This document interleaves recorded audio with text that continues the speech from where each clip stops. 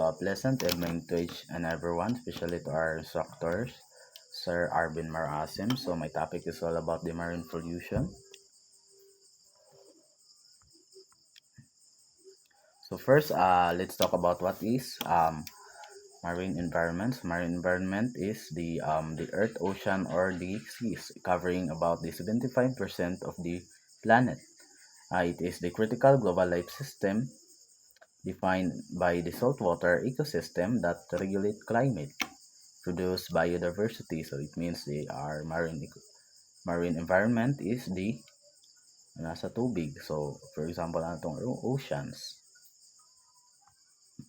So introduction. So pollution of ocean is damaging the marine environment and it's becoming the major problem. Marine environment is interesting for various reasons such as seafood, navigation, adventure, tourism, and etc. So ato ang marine environment karon, which is polluted na kayo sa gipanghimo sa there are mga activity nga gipanghimo na nakakos og pollution. So sa makita nato diha, daghan kay basura. So mga tao laglabay basura. So ipanglabay sa kanal, for example, panglabay na sa kanal. So kung naay ulan, inigbaha ato, padulong to siya sa dagat. So munang polluted na kayo ato ang dagat karon. So marine pollution is harmful and its danger can be identified in variety of ways. So the sources and causes of marine pollution. The marine pollution originates from one of two sources, the land or the sea. So ang pollution gikan sa marine environment, which gikan na siya sa tubig og sa yuta. So the marine oil pollution. So oil is basically an important pollutant which destroy the marine environment. So the various sources of the oil pollution are the runoff oil from street disposal of lubricant from machine, offshore oil and gas exploitation from offshore drilling, burn out at offshore drilling ridge, and last is the oil escaping under the high pressure from a borehole in an ocean floor. So based sa pressure, makita na to, there are mga activities nga panghimo ang mga tao nga nakakos og pollution sa atuang marine environment, which is for example kaning exploitation from offshore drilling. So kaning nag-drill sila sa atuang dagat para makuha og mga diesel or mga minerals nga nagka-cause og spread sa mga oil nga nakadaot sa tuang dagat. So disposal of lubricant from machine. So kaning mga anang mga hugaw sa tuang makina, for example kanang motor nagpa-change oil ka. So ang uban ana ipang labay ang lab sa gaha, mabot sa dagat manang makakadaot sa tong marine environment. So waste, chemicals, muds, and accumulation of the toxic substances in the ocean in a form of mercury, dioxin, PCBs, PHAs, or the polyaromatic hydrocarbons, radioactivity, benzene, xylene, colorless flammable liquids, and heavy metals such as lead, copper, nickel. Mercury also cause of the marine pollution during the offshore drilling activities. So makita na to diha, this is the machine nga mag-drill. So makakos na siya og pollution. So PHS or PAX. It is a chemical compound, an organic pollutant. This is occur of oil, coal, and tar deposits are produced by products and fuel burning. So example ani makita nato sa picture. So these are the example of the muna siya ang mga compound, chemical compound or the organic pollutant. So kanila gikan sila sa pagsunog og mga fuels, so burning fuels. So nga makakos pod sa ato ang pang-cause of pollution sa atong marine environment.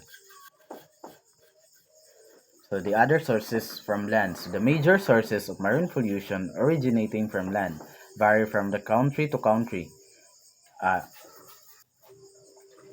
Effluents are discharged either directly into the sea or enter the coastal waters through rivers. Thousands of barrels of oil burned when oil wells were set on fire.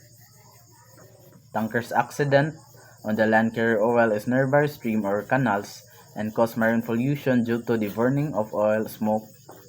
Into CO is added towards atmospheric contamination. So there are mga activities nga nagsunog sila og kanang oil nga nakadaot sa tuang so from country to country. So there are mga activities sa laing nasod nga nakadaot pod sa marine environment, which is kanang mga oil sa mga factory nga padulong sa dagat. Ang also kanang nagsunog sila og mga oil, so nakadaot po na siya sa tuwang atmosphere. So the effect of oil pollution depend mainly from the following factors: type of oil and its viscosity, amount of quantity, release, distance covered, time, average water temperature, etc. So effect of marine pollution. So there are the causes and effects. So first is the sewage runoff from forestry. So ang epekto na niya is deflect oxygen on water, causes killing of fishes. So the second is the sediment from mining, which ang effect niya is sediment clog in the gills of fishes. So the number 3 is the sewage from municipalities, towns, cities, and etc. Effect niya is contaminate seafoods. So madaot ang ato ang mga seafood, which example na ng mga organism ang mga namuyo sa tong dagat. So the next is the industrial discharge. So pesticide from farm effects. Ang effect po niya is cause disease in the coastal marine life. So oil from offshore drilling, industrial, automobiles effect low level contamination kill larvae, which high level contamination causes death of the sea fishes. So kaning mga oil pataka lag kanang mga oil sa factory, which is ilan na lang itapon sa dagat nga makakos og patay sa mga isda. So ang apektado po na ato ang mga isda. So the litter, rubbish, or the waste plastic. So ang effect ana niya marine life disturbed. So mga plastic takalaglabay, mga basura na to, which is ang plastic dili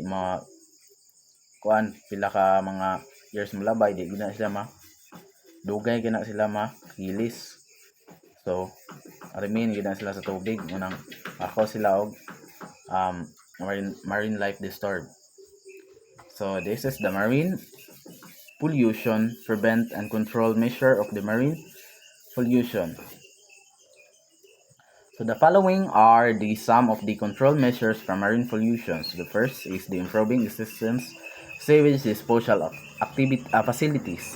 So the second is the ensuring individual houses and sewage disposal system such as septic tanks. So large resort. So kanin number 2 magkuan ta og mga septic tank para dito ra mubutang ang mga i-dispose ang mga hugaw.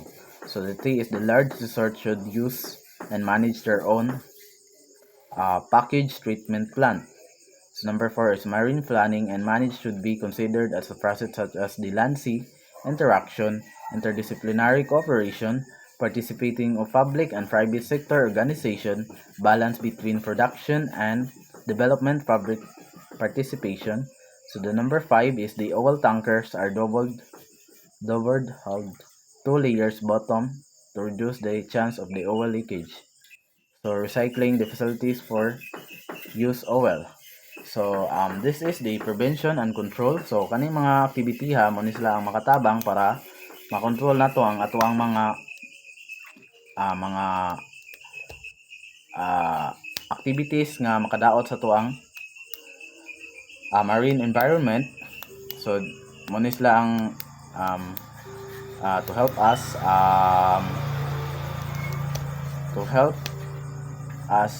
nga makatabang ta sa o maka reduce ta sa pollution sa atuang marine environment. So that's all. Thank you.